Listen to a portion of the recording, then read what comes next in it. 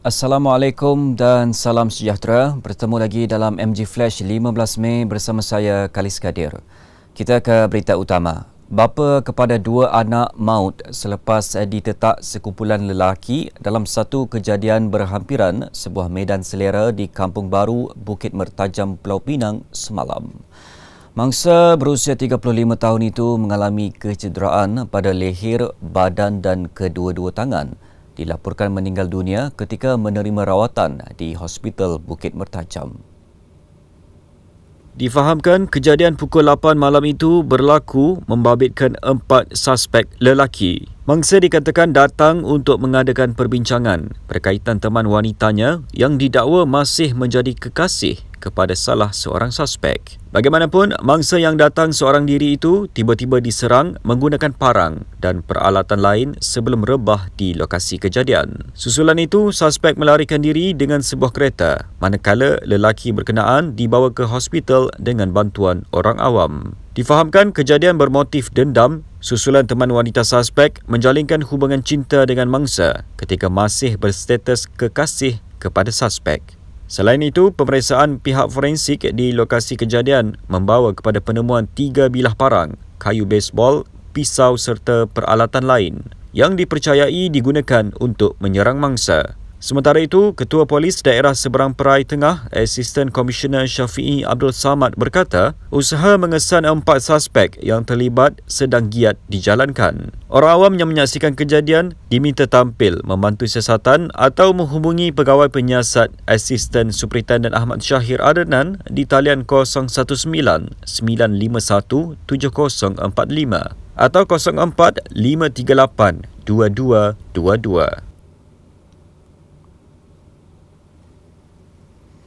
Baik, kita ke berita berikutnya. Trafik di Plaza Tol Maju Expressway Max Putrajaya dilaporkan sesak teruk di kedua-dua arah didakwa berpunca daripada masalah teknikal identifikasi frekuensi radio RFID dan Smart Tag di tol berkenaan. Keadaan itu dilaporkan berlaku petang tadi dengan kesesakan beberapa kilometer. Jam 5 petang tadi, Max Highway dalam perkongsian di Twitter memaklumkan beberapa lorong Smart Tag dan RFID itu terpaksa ditutup. Susulan itu, trafik bergerak perlahan di kilometer 23.3 sehingga ke Plaza Tol arah Putrajaya.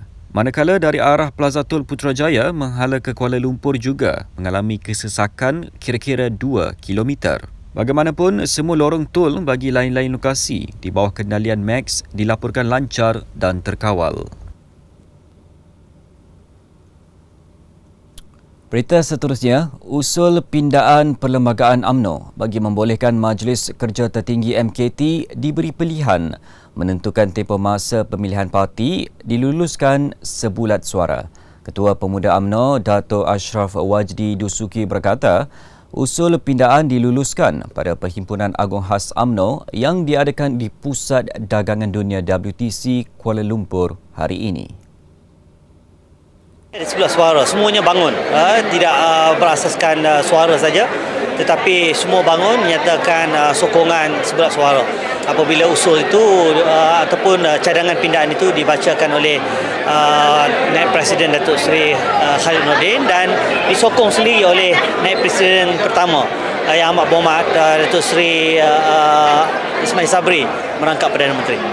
Sebelum ini, draft pindaan Fasal 10.16 Perlembagaan UMNO itu dibentangkan Naib Presidennya, Datuk Seri Muhammad Khalid Nordin selaku pengerusi jawatan kuasa Perlembagaan dan Peraturan UMNO. Usul itu adalah untuk menggesa pindaan perlembagaan parti berhubung fasal pemilihan dilakukan dalam waktu yang sesuai. Ia adalah dengan memaktubkan pemilihan parti hendaklah diadakan dalam tempoh 6 bulan selepas setiap kali pilihan raya umum PRU Persekutuan dilaksanakan. Tarikh pilihan raya umum ke-15 akan dibentangkan ke Kabinet dan sekiranya dipersetujui, ia akan dipersembahkan oleh Perdana Menteri kepada Yang di-Pertuan Agong. Datuk Seri Ismail Sabri Yaakob menjelaskan keputusan untuk membubarkan Parlimen bukan dibuat oleh UMNO. Sedia daripada dulu lagi sebenarnya menghadapi pilihan raya, bukan kerana hari ini. Tarikh itu ditetapkan oleh kerajaan dengan keputusan daripada mesyuarat kabinet. Kita akan bawa ke dalam kabinet kalau ada apa-apa pun. Ya, parti berbeza dengan kerajaan.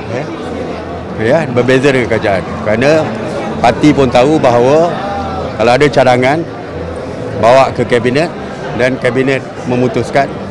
Kalau kabinet dah pun memutuskan tarikh, kabinet akan beri mandat kepada saya untuk berbincang dengan Yang di-Pertuan Agong. Itu saja dari segi prosedur.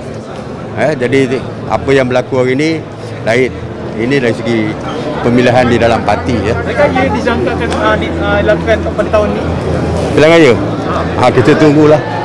Tunggulah, kalau saya beritahu you dah awal dah tahu dah. Rakyat semakin tidak selesa dengan percaturan pihak yang sering mencari suaka politik untuk kepentingan dan kedudukan. Dengan itu, Presiden UMNO Datuk Seri Ahmad Zahid Hamidi berkata, pindaan perlembagaan UMNO penting dalam memberi kestabilan kepada parti itu dan seterusnya memudahkan mereka untuk menyusun strategi berkesan bagi menghadapi pilihan raya umum tanpa bergelut dengan masalah dalaman. Jadikanlah pilihan raya umum yang ke-14 sebagai sempadan dan pengajaran buat negara dan kita semua. Pakatan politik yang baru muncul ketika itu hanya indah kabar dari rupa. Pepat di luar, rencong di dalam.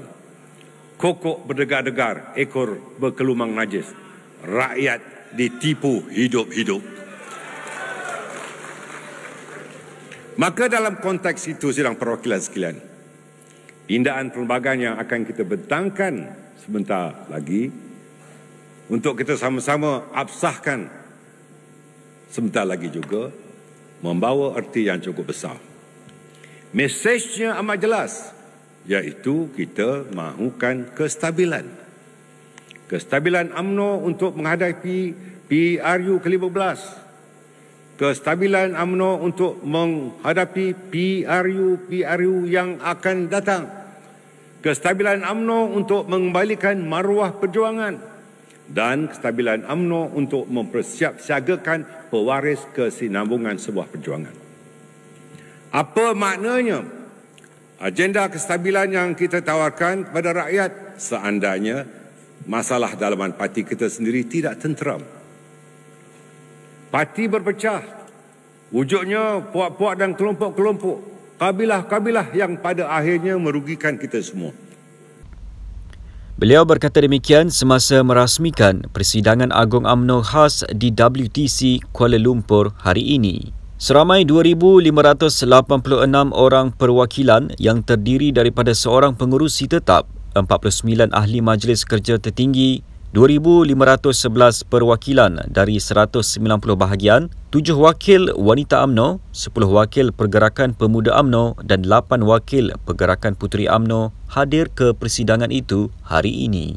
Menurut pengerusi tetap UMNO, Tan Sri Badruddin Amiruddin, bilangan itu mencukupi quorum dan ia lebih dari jumlah 2/3 perwakilan menjadikan persidangan berkenaan boleh dijalankan.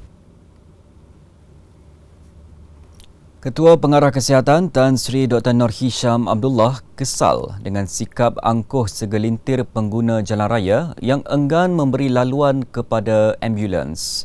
Ia susulan video tular seorang pemandu kenderaan utiliti sukan SUV Honda CR-V menghalang laluan sebuah ambulans walaupun siren telah lama dibunyikan. Menurutnya, pemandu terbabit tidak sepatutnya sengaja menyusahkan petugas kesihatan yang sedang berusaha menyelamatkan nyawa seseorang. Dalam pada itu, bagi menjawab kepada satu komen pembaca, Tan Sri Dr. Nur Hisham berkata, penguatkuasaan bagi situasi sedemikian berada di bawah tanggungjawab polis. Bagaimanapun, sebagai warga Kementerian Kesihatan, beliau bertanggungjawab berkongsi video berkenaan untuk mendidik masyarakat supaya lebih prihatin terutama dalam situasi kecemasan. Tambahnya, masyarakat perlu cakna dan mempunyai nilai kesedaran awam lebih-lebih lagi kepada petugas kesihatan yang bertarung menyelamatkan nyawa.